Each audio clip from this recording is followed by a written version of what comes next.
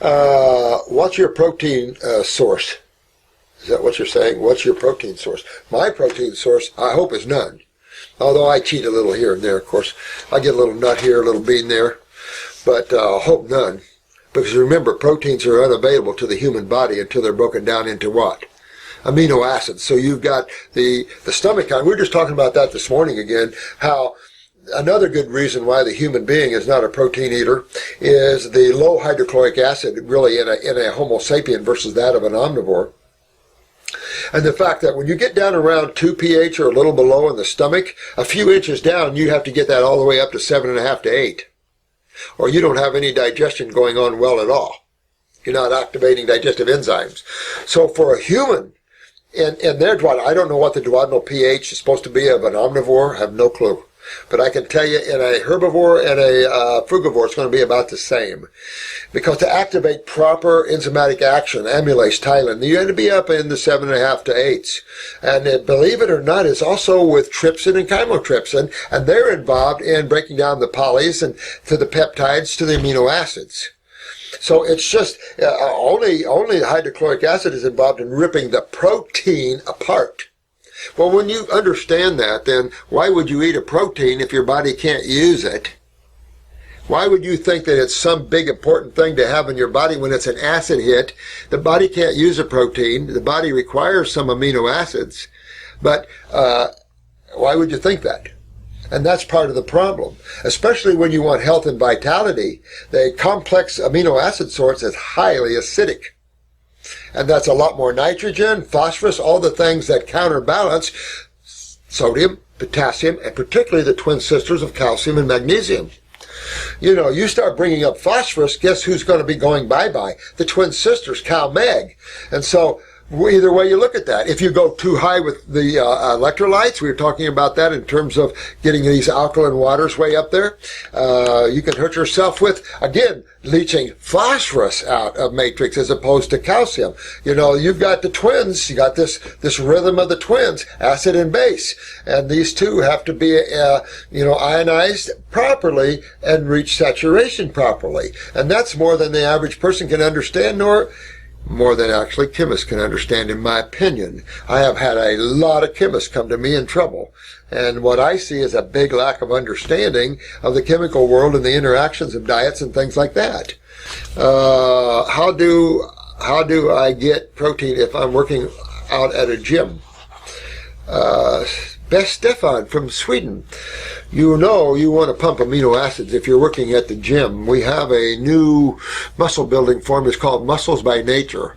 And I'm building this for Anton and Mr. Olympia, what we call Mr. Olympia, and a couple of other guys there. I'm building them for all bodybuilders and people that want to work out, that want to maintain a base balanced chemistry, but with a higher level of amino acids.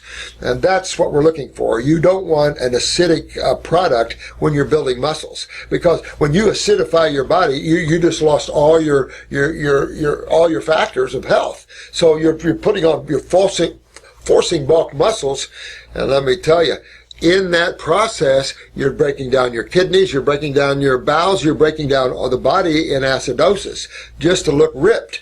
And that's okay, but it's you that suffer.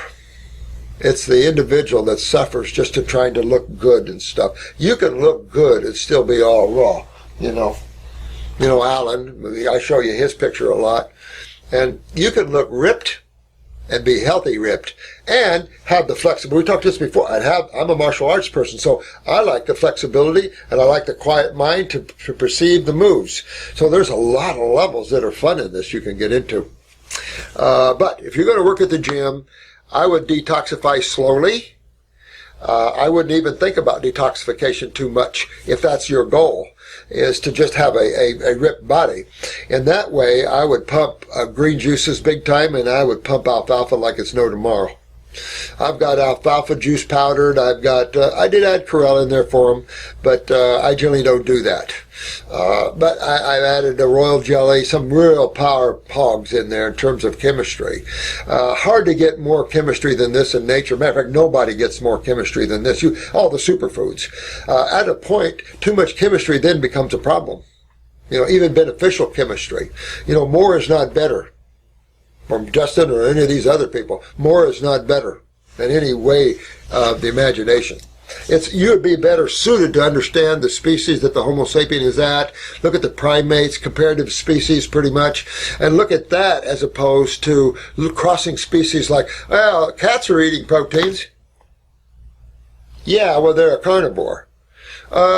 Well, the omnivores eat protein, not much. When you really look at omnivores, not much. Dogs more than anything. But now you're looking at this good dog food coming full of veggies. And veggies are actually least available than fruits to omnivores because omnivores have a smaller bowel than we. Anyone with a smaller or shorter GI tract than us has a harder time with vegetables. Vegetables are long, extensive digestive processes. Look at the design of a herbivore. Look at the design of an elephant or horse. And look at how much they eat compared to a silverback. Silverback doesn't eat that much compared to a horse who's always grazing. You know, just things to think about, you know. That's what I would do but here's the problem. As soon as you start eating raw, I don't care if you just went on a lot of fruit for breakfast and you had salads and everything for the afternoon, you're still going to start detoxing. You cannot stop your body from wanting to be well and healthy.